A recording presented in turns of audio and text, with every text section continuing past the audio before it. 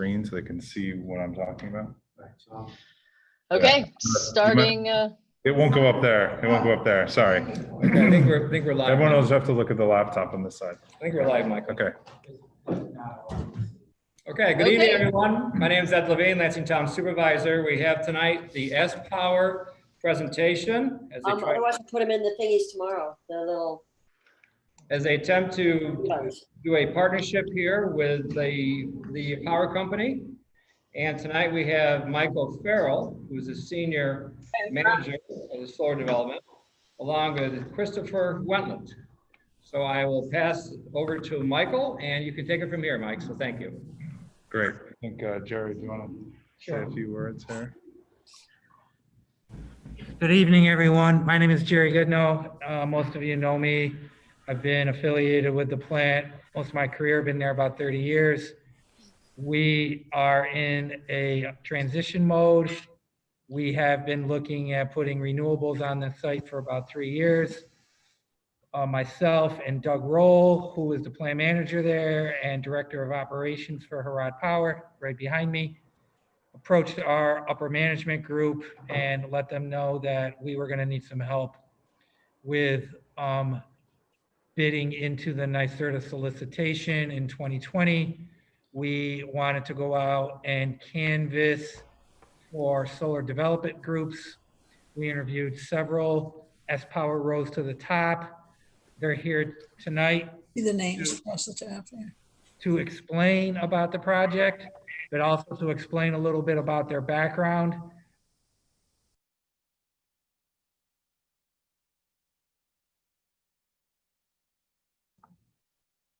Sorry, go ahead. Sorry. Was I muted the whole time? No, or? just for the past like 5 seconds. Okay, and it's, so our project is being driven by those due dates. But the main reason, one of the main reasons we chose sPower was the fact that when we talk to them about ownership of these projects, they want to meet with community members, they want to be part of the community, they want to own the projects. They don't want to flip them. And so we're very excited. So Michael Farrell is here tonight to give some background on sPower and talk about the project. Great. Cool. Let's start over here. I think I'm gonna pull down my mask. I think I'm in safe distance for everyone. So I'm gonna share my screen to show you some slides. And for people that are in the room, I'll try to Just heard it. Can you try restarting this? I'll try to lean over to point to the slides. Let me know if I'm in the way. Just tell me to move over to the side. I recommend everyone probably should mute. Up front. If you have any questions, I'm going to share my my email address and my phone number. I think we're targeting for this to go about a half hour or so, answer questions. I will certainly follow up with question responses after the call, and certainly you can email me and I can follow up then. So you may not get all your questions answered today. And I think, I'm not sure if anyone's going to be monitoring the chat function. So I think let's submit questions probably either through email or through CJ, through the town, one way or the other. Let me share the screen here.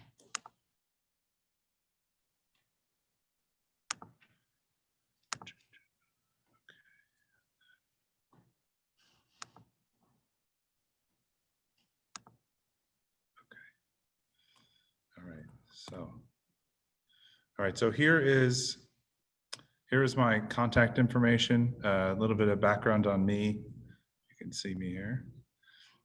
My name is Michael Farrell. I'm a senior manager of solar development for sPower. Email address listed here, michael.farrell@spower.com. The phone number is 718-909-4486. And a lot of information on sPower. You can also look at the company's website at www.spower.com. I'm just going to leave that there for 1 second if people want to write it down or take a photo. And if you miss any information, we can always refer to it. We can go back to it in a few minutes. So I think the high level, what I want to talk to you about today is, we are in the early stages of looking at this project. We're very excited about the conversion of the Cayuga site from a coal plant to a solar plant, solar power plant, and potentially with some storage as well. And sPower is, I want to give you some background on sPower, maybe a little bit high level details of what we're looking at for the project. Committed to obviously answering your questions. I also want to point out that, I'll certainly be back to sort of provide more details on the project as they develop. We're in the early stages of engineering and looking at this project, as I'll try to clarify as we go through. But I'll certainly be back when we have more details. We have not commenced permitting on this project. This is early stage, but I'll try to give as much information as I can. So sPower is a renewable energy developer, approximately about 250 employees, headquartered in Salt Lake City, with regional offices in New York, Virginia, California, and Illinois. We are some people in the industry will call it IPP, an independent power producer, and we develop, own, and operate our projects. To echo Jerry's point that he made previously, we do not develop and flip projects. We develop and own and operate them through the life, and the project life, can be 25, 30 years, and we are involved with the project, operating the project throughout that project life. sPower is owned through a 50-50 from the AES Corporation and Alberta Investment Management Corporation, which is a Canadian pension company. They each own 50% interest in sPower. That was acquired a few years ago. sPower has over 150 projects in about 12 states across the United States, about 2,000 megawatts of projects, with about 15,000 megawatts kind of, in the pipeline. Very well experienced. Most of those projects are on solar. We've also have a standalone battery storage pipeline, and we also have a handful of wind projects as well. A little bit on sPower in New York. We have a New York office, which is a regional office that we opened up last year. That was we really like the New York market, really look at New York State as a real growth area. Really look at the policy, the people, the communities, et cetera. Really good state to sort of make a significant investment for renewable energy projects in New York. Right now we have about 40 megawatts of operating solar projects in Long Island, the largest being a 20 megawatt project in Riverhead, New York. We have a project that's under development going through the state permitting Article 10 process, a 36 megawatt called the Riverhead 2 project. We are prepared obviously for a significant investment and development in New York State, and very excited and obviously looking forward to this Cayuga opportunity. The team expertise, sPower has all the expertise inside the company in order to sort of develop and own and operate projects. That goes from permitting, environmental, community relations, et cetera. We do hire outside experts to help us on a consulting basis with digging up the dirt and building the projects, and certain other consulting related to environmental consulting in some other areas. But typically we have all the in-house expertise in order to be able to get a project done. And obviously with the AES and AIMCO ownership, very well capitalized in order to make sure that we invest the proper amounts in the project.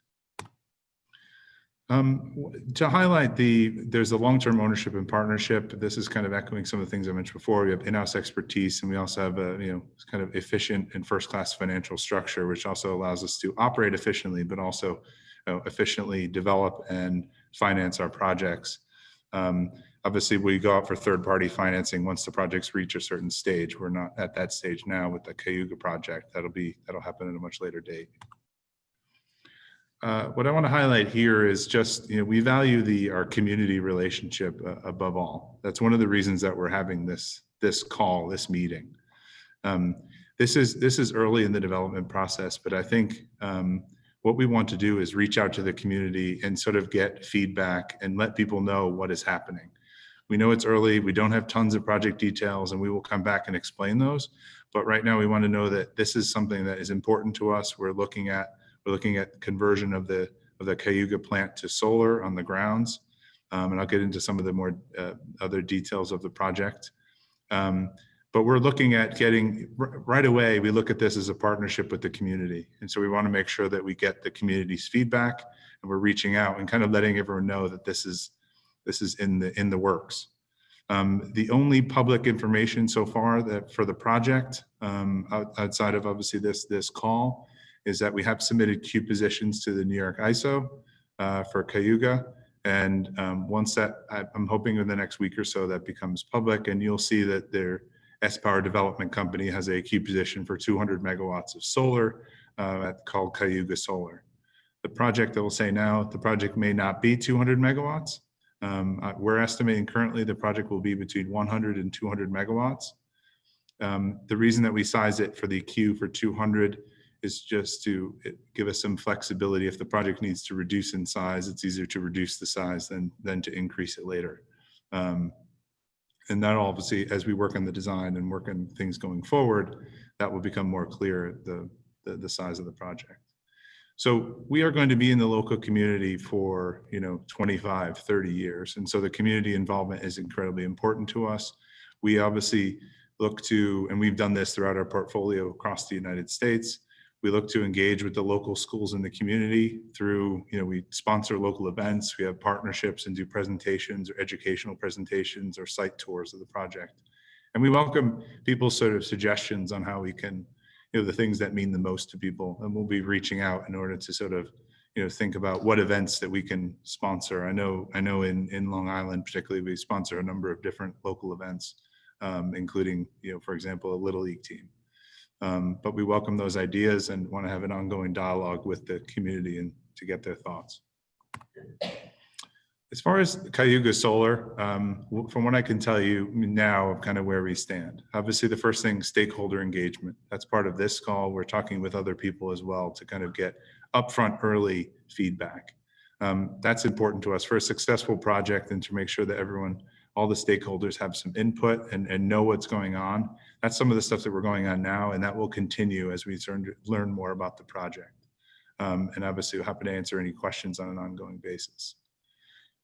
Excuse me, the location of the project, for people who aren't aware, obviously it's at the Cayuga Power Plant, which is now retired. It's not operating anymore. But it's important to notice that we are trying to use the footprint of the plant itself is approximately about over 400 acres of land.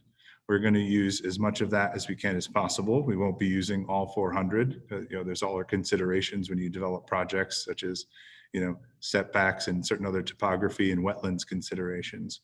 We are also looking at land to the north of the project that's currently owned by NYSEG, and we'll be having conversations with them about trying to build, develop on that parcel. And we also will be talking to neighboring landowners to the east of the project for their participation in the project. As of right now, that process has only just started, so I don't have any updated metrics on how many people are signed up. Right now, we've just started that process, but this project will include some land located outside the project in order to get a sufficiently sized project to make it economical, and I think give the most benefit to the community with regards to pilot and host community payments. For interconnection, the unique part about this location and this interconnection is that we are reusing an existing site. This is obviously a former power plant site, and that's one of the strengths of this project that makes it unique compared to, many other solar projects that people might be looking at. The interconnection, it had all the equipment, electrical interconnection equipment we're going to try to use as much of that's already located that was used for the plant itself. We will have to build some additional electrical infrastructure, but it'll located within the plant footprint, and it will be located near to the existing electrical and interconnection substation equipment. Timing is just high level. We're obviously this is early stage, and one of the things that that Jerry mentioned is there's a NYSERDA solicitation for rec contracts, and that's coming up in a few weeks.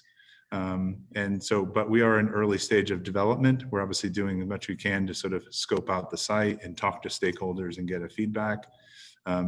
You know, we have not formally commenced the permitting process. We've initiated the interconnection process. And so, you know, the next time that we can speak and give an update on the project, we can get a little bit more granular as far as timing. But right now it's difficult to say how all of the timing will work because we're in early stages of permitting the project. So I think to summarize, and I know that's not a lot of detail on the project, I think mainly I just want to introduce sPower to New York. We're very serious about investing significant amounts of money in New York State and in the local community. We already do have some operating projects here, and we're looking to expand the portfolio, but also to make sure that this is a successful project. This project is looking to be probably in the range of about 100 to 200 megawatts. And, you know, obviously we will come back and provide any updates as those updates, you know, kind of become available. That is what I have now. I wanted to make sure I leave some time for folks who might have questions. I'm not sure the best sort of process for answering the questions, but let's see if anyone has sort of sent any in. I'll turn to the room as well. Does anyone in the room have any other questions on the project? How many total acres was it in? So the total, that's a good question. So the total acreage. Re-ask the question just in case. Yeah. So the question was how much acreage are we looking at? A general rule of thumb is about 5 to 7 acres per megawatt per project. So order of magnitude for a 200 megawatt project, you're looking at, you know, between 1,000 and 1,400 acres. There's a lot of different factors that have to go into that. Obviously, you have setbacks for, you know, wetlands, if there's any species concerns, if there's any other areas that you need to avoid, and that can, you know, obviously increase the amount of acreage you need in order to get megawatts, or increase it if the land is, if you can build cleanly on it. So looking at sort of order of magnitude, probably, you know, 1,000 acres or so average, but if there's going to be a range. Yes. Is there 1,000 acres down there, or is there just the 400? So the plant proper itself has 400 acres for the whole plant site, but, you know, the whole 400 acres will not be able to be built on. I didn't know that. There's a NYSEG parcel to the north, and that is approximately 400 acres as well. And then the rest of the acreage will come from the adjoining landowners to the east of the project. That adjoining the project, but the neighborhood. Now, we still have to talk to them, so that's not a foregone conclusion. So we have to have those conversations. It's all in that area. Yeah, exactly. It's all going to be basically contiguous. It's all in the same area because we're going to be using the existing substation equipment that's on the plant location. So it makes sense that everything will be located all in the same general area. Okay, Michael, sorry. Oh, sorry. Yeah, Are you planning on putting solar panels on the existing dump area? Yes. So the existing. Yeah. So the question was, are we putting panels on the existing landfill areas? And the answer is yes. The landfill areas are, you know, obviously not moving. I'm not I don't have all the exact details of the landfill areas are what they are. And we will be following obviously the recommendations of DEC, but our approach is that the panels can sit on top of the landfills and they will completely not be disturbed. They won't go into the ground and we're disturbing any of those. So they're kind of a perfect use for those landfill sites. They will not disturb or upset the existing landfills. Michael, there's no worries. So there's I think you can probably see in the chat that there's a list of questions there, and I figured just go ahead and answer them as you can. Okay, the first one, the plan for remediating the existing large fly ash piles. We have no plans for remediating those large fly ash piles, and obviously I'm talking about the solar project itself, and I think, separately, there's probably a separate conversation for the current operators of the coal plant, but we are not going to be doing anything other than putting panels on top of the fly ash piles. Let's say, what about conserving the forest and shoreline of the Bell Station land? I'm not familiar with the Bell Station land. I'm assuming you're talking about land that's obviously on the shoreline of the lake. We will, a lot of our siting will take into account, required setbacks from certain structures and woodlands and other important areas. I can't say specifically whether, what is being conserved and what isn't, but obviously we'll take into account, all the important landmarks, certainly from an environmental perspective as we follow the laws for setbacks. So don't have a lot of detail to offer there, but that will be forthcoming once we narrow down the design of the project. The Bell Station land is the land that's north of the site, the 400 to 500 acres. The NYSEG. Oh, got it. Okay. And okay. That's designated to be either like a wildlife management area or a state forest in the future land use plan. So right. I think there's probably offline. Do you have any estimates on school and town taxes you will generate? I don't have any estimates on that, although typically renewable energy projects are financed or pay taxes through pilot agreements. And so those pilot agreements are generally stated on dollars per megawatt. And those pilot agreements, it stands for payment in lieu of taxes. And those are split up between the town, the school, and the county. But it's too early to say what the estimate dollar per megawatt would be for those payments. Okay, will you be capping the ash piles if you are not removing them? The ash piles, will be capped before, if we're placing panels on an ash pile, then the ash piles will be capped. I can't count on, if there's ash piles that we are not putting panels on, I'm not the best person to comment on that. Let me just check. Michael, yeah. That the landfill is being closed. And fully capped. Okay. Okay. Yeah. Per the Cayuga operating guys sitting over there, the landfills are being capped per DEC regulations as we speak. Whether solar's on them or not. Whether exactly. Whether solar's on them or not. Good point. I don't see any questions in my email. Okay, let's see. Another here. Okay. Sorry. So, yep. I have actually a couple questions, but the land that the power plant is on is zoned as industrial. Yes. This other land is not, obviously. Well, maybe I don't know if the Bell Station land is. It probably is. It's a site or something else. Are you going to be going to the planning board to? You probably don't have to, but will you be coming to the town to say, listen, this is what we're doing here, and kind of following the town's guidelines?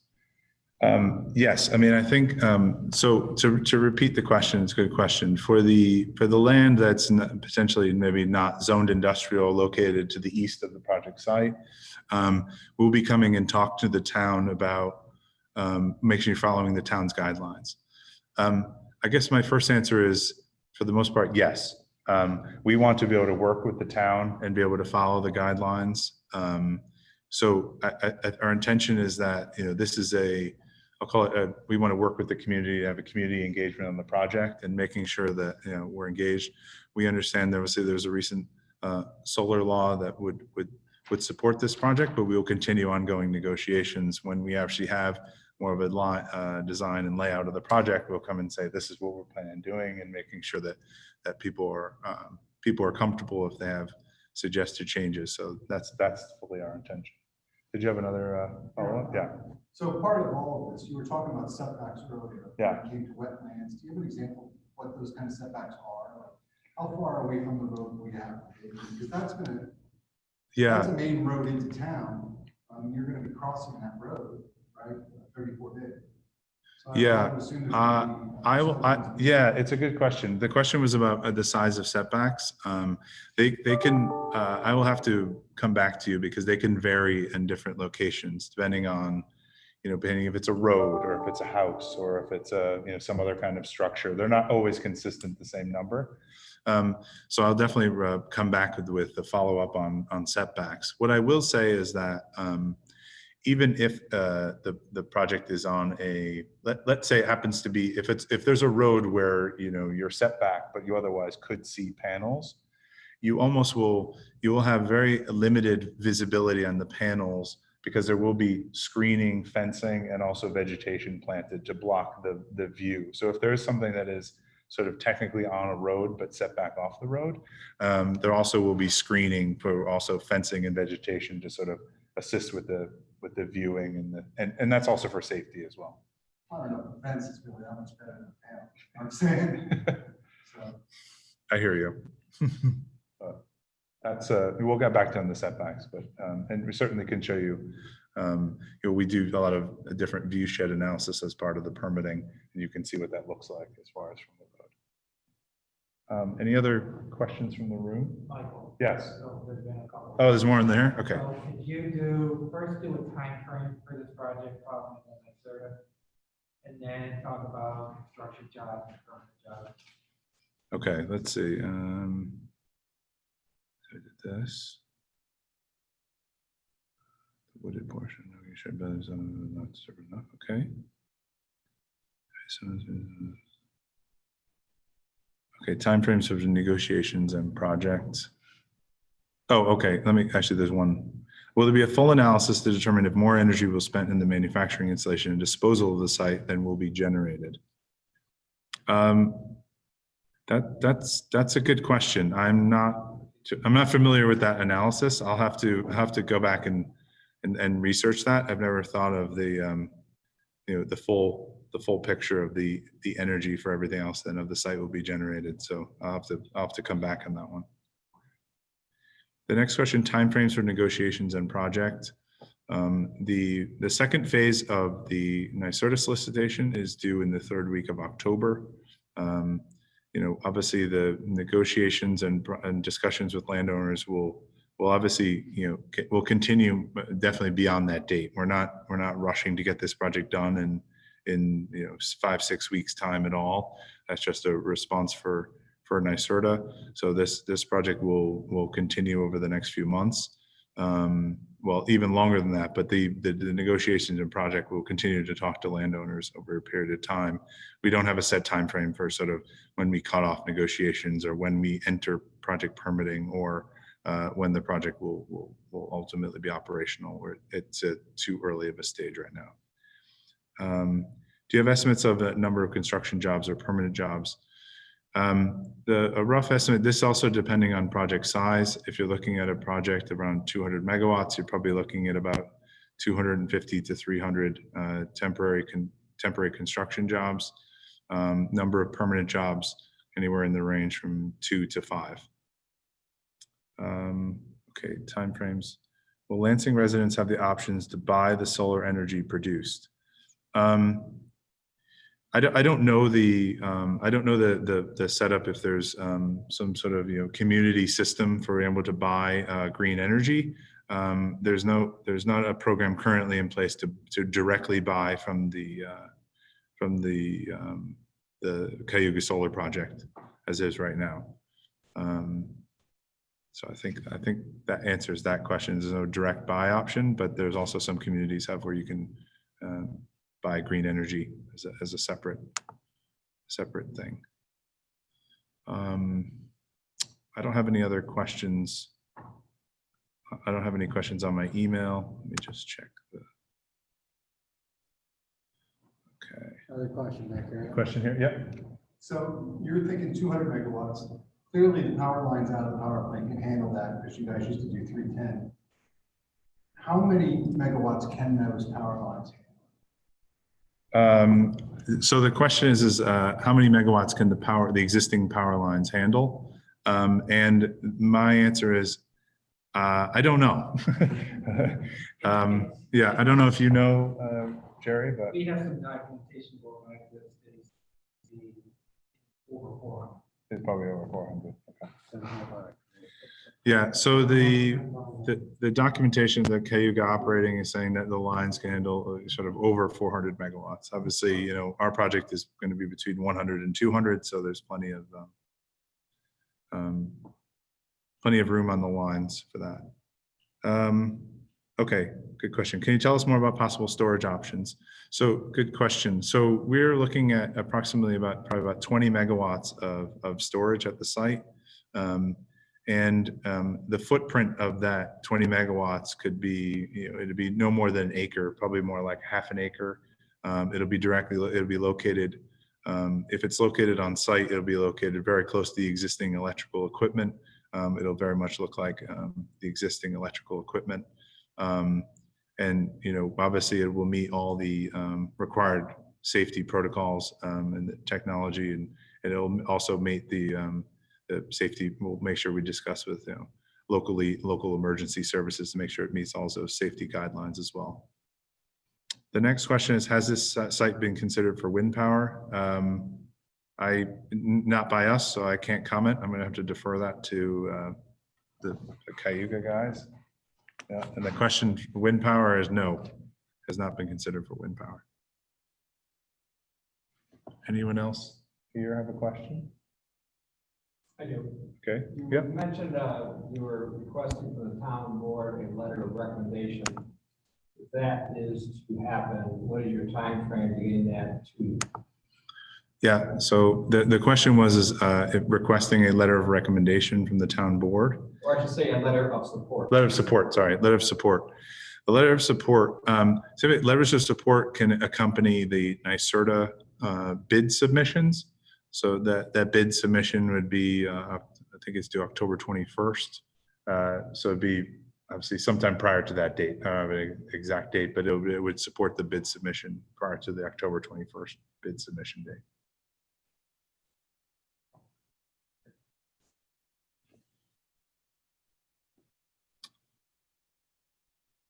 I don't know. CJ, do you have any other questions? I don't know if you're... There's one that just came in. Sue just asked there. How much funds are you requesting from NYSERDA? So NYSERDA, we're requesting it's called an index rec contract, and that contract will effectively cover the renewable energy credits for the project. And so it's typically based on percent of offtake of the project. So we're looking at, you know, close to 100% of the offtake for the renewable energy credits. I certainly can follow up and forward some information from NYSERDA about what that solicitation looks like, but I don't have an exact fund number to provide. The REC solicitation is a kind of standard agreement for renewable energy projects in New York.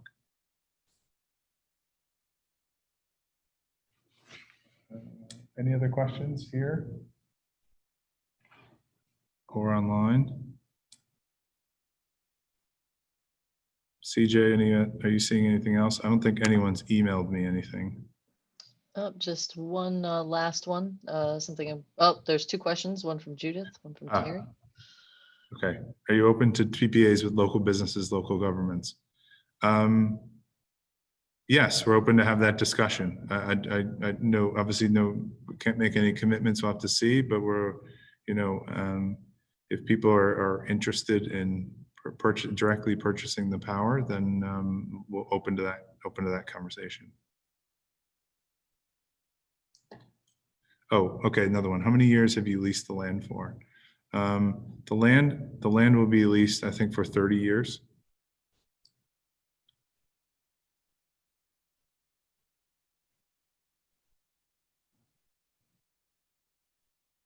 And then I'm just going to share my contact information again, just in case.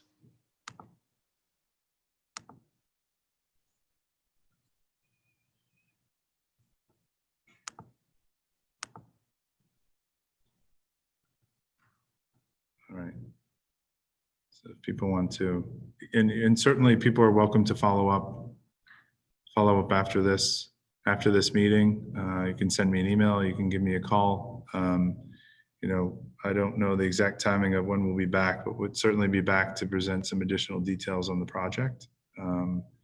And, you know, obviously I hope there's an opportunity to be able to meet most, if not all of you in person at some point. Let me just have a look at the chat. Need anything else from us? Yeah, I So don't- I'm good at this point. Basically, I think it's from our standpoint, from the town board, is to see if that letter of support is something that they want to do. I think that we have a little bit of time to discuss it. We also have a committee that is going to discuss this tomorrow, which I think Jerry's going to be there at that meeting, whether you Zoom in, I think. Zoom. But letters of support are critical if they want these projects to be seriously considered, but that's entirely up to Lansing to see if they want a solar array put on a former power plant site. And their answer will actually dictate which way they want their future to go. And we'll see what they say, yes or no. Okay. Any other questions? Just got a question Yeah. for Jerry Okay. about capping the emissions. Is the smaller dump site on Fort Hill Road going to be capped Fort Hill Road. off Lansingville? Fort Hill Road was the old dump at one time. Yeah. Yeah, I think owns that property. It's nice and Excuse me? That's nice, that owns that. Nice, owns that I property. think they own. You remember, it's nice, we don't know. Oh, okay, thank you. Sure. We have land that's. Good. Well, I really appreciate everyone's time. Thank you for attending and thank you for dialing in. And, you know, please follow up if you have any more questions and or reach out afterwards. And I'm looking forward to speaking with you and hopefully meeting you again soon. Thanks for setting this up. Yes. Very much. Are you willing to meet with the town board if they have questions? Oh, yeah, absolutely.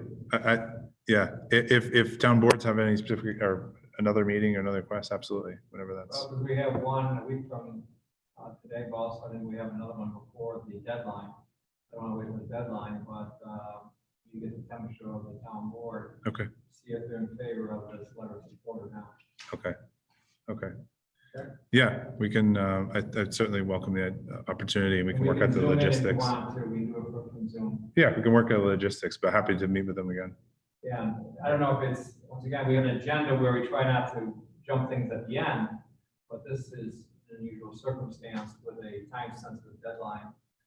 This might be something that we might tap in next week, or it might be a month from now. Yeah, certainly. Maybe the third Wednesday of the month, just to put that in your calendar. Yeah, and next week might work, especially if we can do it remotely, but I can look at my calendar. Okay, It should work. thank you. Good. Well, thank you very much, everyone. And Yes, good conversation. look forward to hearing Thank from you for you. coming. My pleasure. So I guess. Will the gentleman in the room mind introducing you? Because I know someone.